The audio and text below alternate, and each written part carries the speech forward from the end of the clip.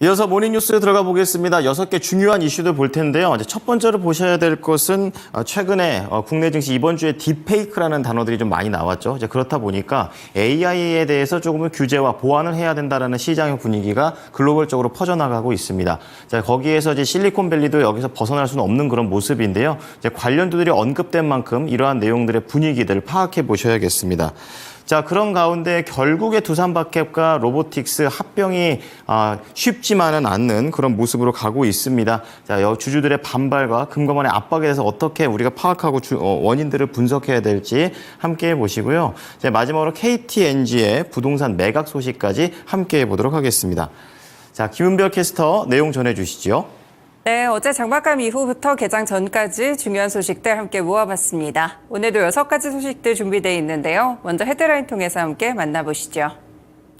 첫 번째 소식입니다. 이제 다음 달에 보시면 코스피 지수가 박스권에 갇혀 있을 것이라는 전망이 나타나고 있는데요. 증권가에서는 코스피 밴드를 2,550에서 2,880선으로 설정한 가운데 금리 인하 수혜를 받을 수 있는 미디어와 유통업종에 주목하고 있습니다.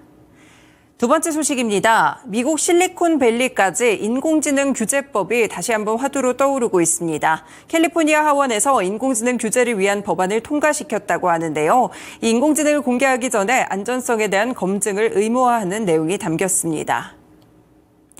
세 번째 소식입니다. 알테오젠이 코스닥 시가총액 1위에 자리하고 있는 가운데 증시 주도주로 바이오 종목들이 돌아오고 있습니다. 금리 인하 기대감이 커지면서 제약 바이오에게 투심이 집중되는 모습입니다.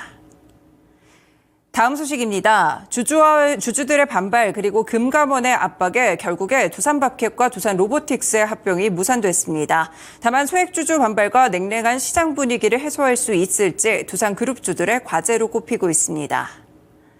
다섯 번째 소식입니다. LG 측에서 LG전자와 LG화학의 지분 5천억 원을 산다고 하는데요. 4분기 가운데는 기업 가치를 제고하는 계획까지 공시할 예정입니다.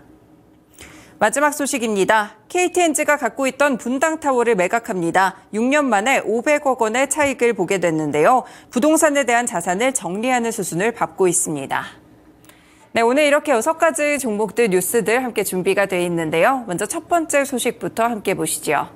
네, 오늘이 드디어 8월의 마지막 거래일입니다. 이제는 9월로 넘어가게 될 텐데요. 증권가에서는 다음 달에 대한 전망들을 보고 있습니다. 증권가에서는 일단 코스피 지수에 대해서 2,550에서 2,880선 정도를 기록할 것이라고 봤고요. 증시가 한 달 내내 박스권에 갇혀 있을 것이라는 전망들을 내놓고 있습니다. 일단 이달 초에 있었던 블랙 먼데이 이후 증시에 대한 회복 속도가 좀 더딘 가운데 9월의 증시 고점은 2,800선 정도가 될 것으로 보고 있는데요.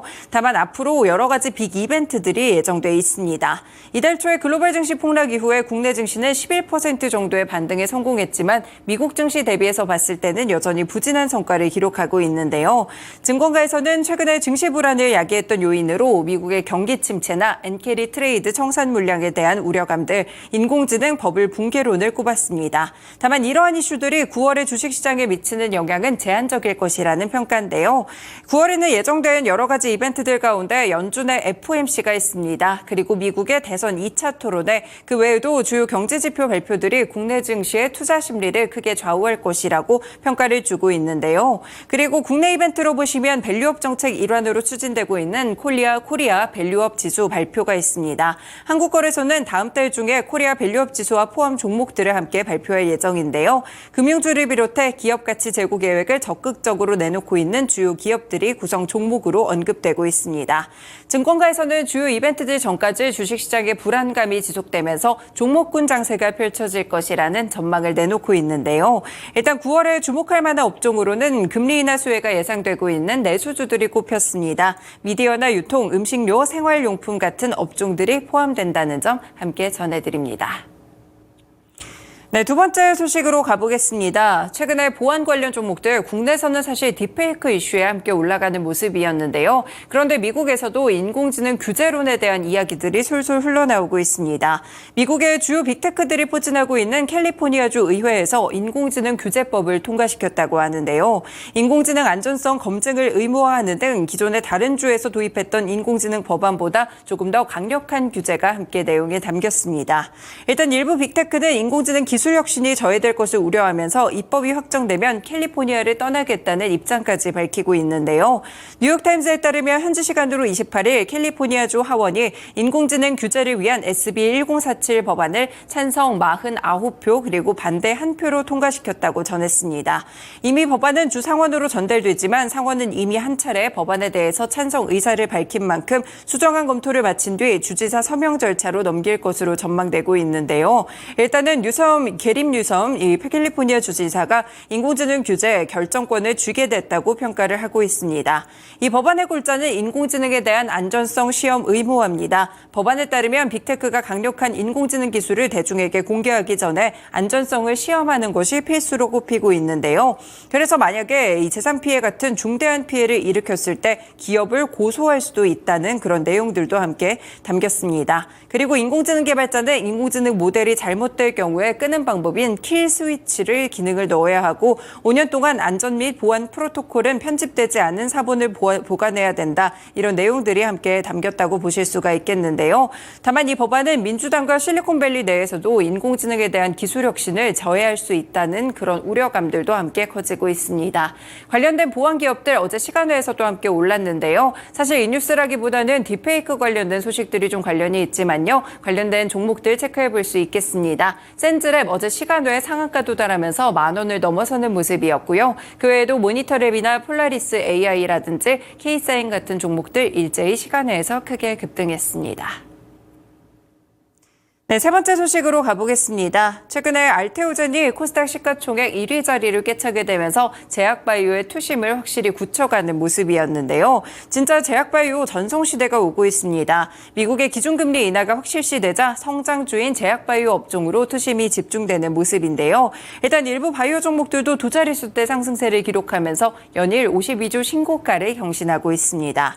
한국거래소에 따르면 KRX300 헬스케어 지수도 이달 들어서 5% 넘게 상승했는데 전체 KRX 지수 가운데 최고 상승률이라고 볼 수 있겠습니다. 그리고 개별 종목들을 보시면 알테오젠의 상승세가 가장 눈에 띕니다. 어제는 1% 정도 하락하기는 했지만 올해 주가 상승률 무려 244.8%에 달하는데요. 지난 1월 2일까지만 하더라도 91,500원이었던 주가가 8개월여 만에 31만 원까지 폭등하는 모습입니다. 네, 이렇게 외국인들도 알테오젠을 대거 사들이는 모습을 기록하고 있는데요. 시총 격차도 에코프로 비행과 상당히 벌리고 있다는 점 체크해 볼 수 있겠고요. 이뿐 아니라 국내 매출 상위 10대 제약사인 유한양행 역시나 지난 21일부터 7거래일 연속 상승세를 기록하고 있습니다. 렉나자의 승인 기대감이 그대로 반영되는 모습을 보여주고 있고요. 이렇게 많은 종목들이 52주 신고가까지 터치가 좀 나오고 있는 가운데 제약바이오 업종에 대한 주목도가 점차 높아지고 있습니다. 관련 종목으로 알테오젠이 있는데 알테오젠 최근에 얼마나 급등했는지 차트 함께 보겠습니다. 네, 지금 보시면요. 최근 연초부터 계속해서 상승 랠리를 펼쳐오면서 고점까지 올라가는 부근인데요. 최고가가 33만 1,500원으로 설정되고 있습니다. 그리고 그 부근에서 거의 밀리지 않고 있다는 점까지 확인해 볼 수 있습니다. 네, 다음 소식으로 넘어가 보겠습니다. 두산 밥캣과 두산 로보틱스 어제 장마감에 가까워질수록 주가가 요동치는 흐름이었는데요. 한 매체의 단독 보도 영향이었습니다. 그리고 장마감 이후에는 실제로 관련된 조회 공시에 대해서 답변 공시가 나오기도 했었는데요. 이 두산그룹이 추진했던 두산 밥캣과 두산 로보틱스의 합병안 결국에는 무산됐습니다. 그 배경과 그룹의 사업 구조 개편에도 관심이 쏠리고 있는데요. 아무래도 두산 밥캣의 경우에는 그동안 그룹사 내에서 캐시카우 역할을 했기 때문에 이렇게 합병이 됐을 때 소액주주들의 반발이 상당했습니다. 그리고 이와 더불어서 금감원 측에서도 함께 좀 이야기가 나오게 되면서 전반적으로 합병이 무산됐다는 평가를 받고 있는데요. 다만 두산밥켓을 모기업인 두산 에너빌리티에서 분리해서 두산 로보틱스 자회사로 두는 방안은 계속해서 추진하기로 하면서 사업구조 개편 동력은 유지하겠다는 뜻을 함께 내비쳤습니다. 사실상 주식 교환 방식의 합병을 하지 않겠다고 공개적으로 선언했다고 보실 수가 있겠는데요. 지난달 11일 두산그룹이 사업의 지배구조 개편안을 발표했었는데 이런 이야기들이 좀 나오게 되면서 결국에 지배구조 개편안에도 일단 제동이 걸리는 모습입니다. 앞으로는 소액주주의 반발이라든지 현재 냉랭한 시장 분위기를 어떻게 해소하는지가 조금 더 관건이 될 것으로 풀이가 되고 있는데요. 합병이 무산됐다는 소식 관련 종목들까지 함께 확인해 보실 필요가 있겠습니다. 두산 밥캣과 두산 로보틱스는 물론이고요. 두산 에너빌리티도 지금은 같이 또 언급이 되고 있기 있기 때문에 관련 종목들로 함께 체크해 볼 수 있겠습니다. 실제로 어제장 두산밥켓도 2% 정도 시간 외에서 움직임이 포착됐습니다. 네, 다음 소식으로 넘어가 보겠습니다. LG 측에서 이 수익 구조 제고를 위해서 5천억 원 규모의 LG전자와 LG화학의 주식을 매입한다고 합니다. 일단 관련돼서 LG전자의 주식 3천억 원 규모로 매입을 하고요. LG화학의 주식은 두 차례에 걸쳐서 장내 매수 방식으로 취득한다고 공시했습니다. 장내 매수는 11월 1일부터 시작될 예정인데요. LG가 이렇게 주식 매입을 완료한다면 LG전자의 지분율은 종전 30.47%에서 31.59%까지, LG화학의 지분율은 30.06%에서 31.29%로 늘어나게 됩니다. 이번 지분 확대는 안정적인 경영권 유지와 LG의 수익 구조를 제고하기 위해서다라고 보고 있는데요. 관련 종목으로는 LG그룹주들까지 연결해 볼 수 있겠습니다. 네, 마지막 소식 살펴보겠습니다. KTNG 측에서 페블스톤 자산운용의 분당타워를 매각하게 됩니다. 이번에 부동산 사업구조 재편의 일환으로 매각을 통해서 500억 원의 차익을 올릴 것으로 나타나고 있는데요. KTNG는 최근에 분당타워 매각 우선협상 대상자로 페블스톤 이 자산운용사를 함께 선정을 했습니다. 올해 인수거래를 매듭 짓기 위해서 자금 조달에 나선 페블스톤 자산운용은 3.3제곱미터당 1,700만 원대의 인수가를 제시했다고 하는데요. 일단 2018년에 리치먼드 자산운용으로부터 분당타워를 685억 원에 인수하는 흐름이었습니다. 그리고 이제는 매각을 하게 되면서 500억 원 정도의 차익을 보게 됐고요. KTNG는 계속해서 이렇게 부동산 자산에 대한 매각 소식을 좀 들려오고 있는 흐름입니다. 네, 관련돼서는 종목으로 KTNG까지 함께 체크해 보실 수 있겠고요. 최근에 주가 흐름도 상승세로 나타나고 있습니다.